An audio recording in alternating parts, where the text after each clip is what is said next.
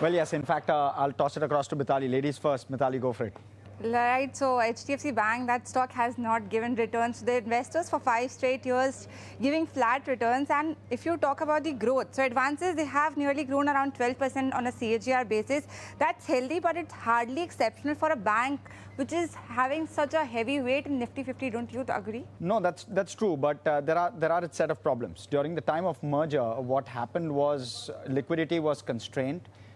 And there was a need for HDFC Bank to replace liabilities, which is the current borrowing, with deposits.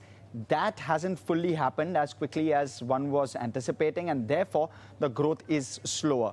But now that has started to play out. You can see from 18% in terms of the liability book, it's now at 11%. That's the borrowing book now. So some replacement has happened, some way to go. If they fix that, you could probably see loan growth pick up. What about the margins? The margins have been under pressure since the merger. Management has been constantly guiding that they will be improving margins, but still at 3.5%, 3.6%, still below the pre-merger levels. And they are not able to translate all that growth that you mentioned. They are growing, but that is not being translated into the margins per se. Still a function of the borrowing number, right? So if borrowings come down, margins start to inch upwards. That's not happened in a significant fashion, and therefore you've not seen that margin inch up. Also, what they've done is they've lent to the more secured category and to wholesale lending. That's where they focus. Once retail starts to pick up in terms of their loan book growth, you'll start to see margins recover. But that's not happened yet. It could well happen in the next year or two. Let me talk to you about the earnings. So HDFC Bank is a company which was promised to deliver 20% business profile. But if you see for the last 3-4 years, that 5% EPS growth, that gives a different business profile for HDFC Bank. So not margins, not EPS. The growth, I think it's a long way for HDFC Bank even for now. If the margins turn, right, say currently margins are at 3.26. If margins turn towards 3.4, 3.5, maybe even 3.6, if that were to happen, of course, it's a large bank now, you will start to see EPS kick through. Yes, EPS has disappointed.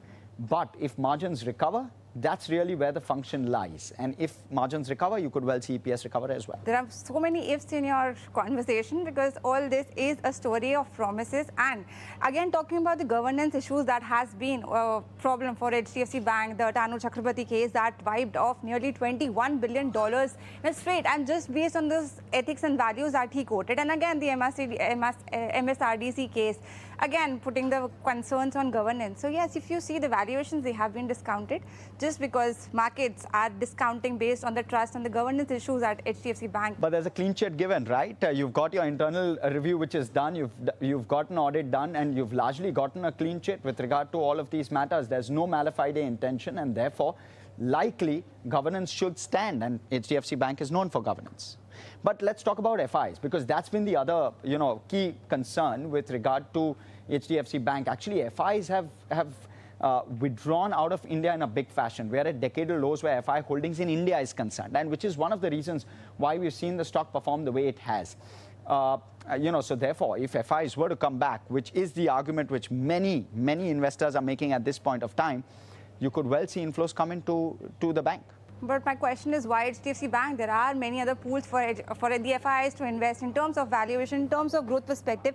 Every aspect, if you see, HDFC Bank, I do not think gives those promises even to the FIs, although they are underweight.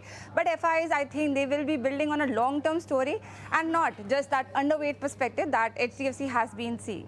Well, very possible. Let me also talk a little bit about valuations. Valuations are now severely discounted. This 1.9 time book that you're seeing on your screen, the 1 year forward is at 1.7. And if I remove the subsidiary valuations, it's actually at 1.5 times the 1 year forward price to book on a standalone basis, removing subsidiaries. So it's looking, terribly cheap versus its 10-year average, of course, of 3.5 times book on a console level. You're seeing HDFC Bank available at a 50% discount versus its 10-year average. Again, my argument, those premium valuations were given to HDFC Bank because of the earnings, the growth that it had delivered. But now, since you know that the growth has been sustained, they are not able to deliver. So yes, the cheap valuations, because they're not able to deliver and because those promises, they're actually not actualization or materializing in their books per se. So yes, discounting just because whatever the investors are seeing, they're not able to bid and trust HDFC Bank for longer. And yes, they are disappointed. The streets are disappointed such a heavy weight in Nifty 50 and no returns for such long years. Well, that's our case, the bull versus bear on HDFC Bank.